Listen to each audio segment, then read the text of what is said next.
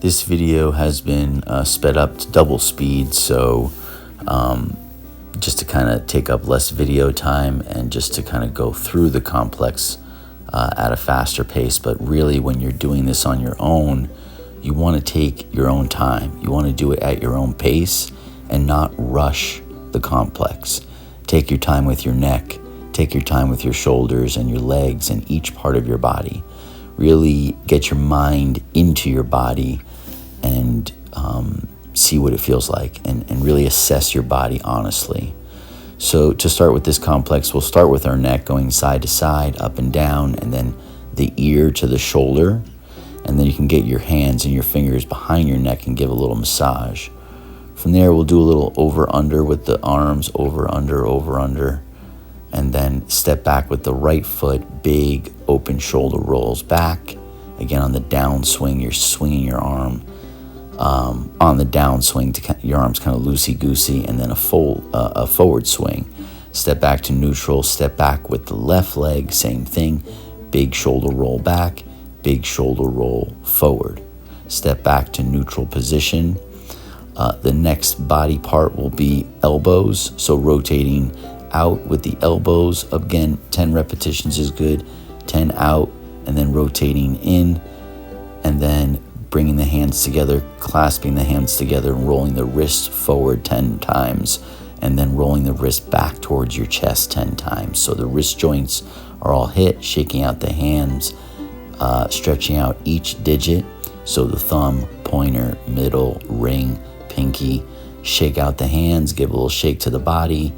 The next would be the torso, going side to side. You want to stay on the foot, on the toes. When you rotate the hips, just make sure you're allowing your hips to rotate, and it's a gentle twist, nothing rigorous. Again, this is just safely moving your body side to side and lubricating the joints and getting the hips engaged and getting your body twisted, kind of detoxing, if you will, from the previous night. Next in line will be the hips, rotating counterclockwise, small circles, then working your way larger and larger, and then go clockwise, again circling the hips, just to get your body engaged, getting the blood flowing, and getting the hips involved. After that will be the front of the legs, the quadriceps, and to hit those, we'll just grab the top of your foot and just pause for a second, grabbing the top of your foot and release. And that's basically just to get the quads just activated enough and just stretched out a little bit from, again, being still overnight in bed or laying still and not being activated at all. Give a little shake to the whole body. We'll then go into a child's pose. Flat tabletop position. Flat tabletop position, you'll do cat-cow first. Inhale, lifting the head, arching the lower back, and then exhale, tucking the chin and stretching the back up to the ceiling. 5 to 10 repetitions is fantastic. That'll get the spine engaged and getting your body again prepared for later stress in the day, in the workout, wherever you face more stress in the day, your spine's going to be ready. From there, we'll do a twist, a spinal twist, but it's actually a shoulder stretch from each side, stretching under the posted arm, and then stretching that posted arm forward. You'll get behind the shoulders and staying on the floor. You can get into your downward dog, walking out the heels, stretching out the calves and the hamstrings. In downward dog, after moving your legs back and forth a few times, you can take a few breaths in downward dog, just staying still. Inhale into the hips, and then exhale, releasing the heels down to the floor.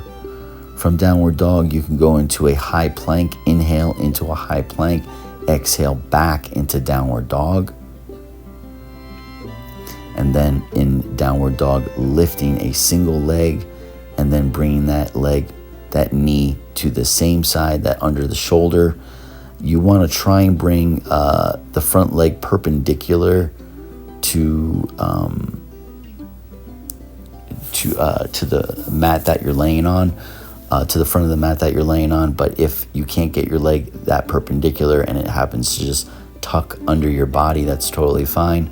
But do take a few breaths in an upright position where your hands are up towards your hips, and then you can walk your hands forward for another 5 to 10 breaths, coming completely over the leg. You'll then inhale, bring that leg back out into a downward dog position, and do the same thing on the other side. Single leg raise, bring the knee under the shoulder, try and get that leg perpendicular, but if you can't and it tucks under your body, totally fine. But take 5 to 10 breaths in pigeon, and this will just help loosen up the hip area, the psoas, and the glutes, just the entire mid region of your body. Once you've completed 5 to 10 breaths in pigeon, you can bring your leg back up and go back into downward dog. In downward dog, you'll then bring your knees all the way down to the ground and sit back into child's pose. Swaying back and forth in child's pose, try and sink your hips all the way to your heels. Your knees will be spread apart. Sway back and forth to hit the obliques, and then completely rest with your arms to your side in child's pose. And that's your morning complex.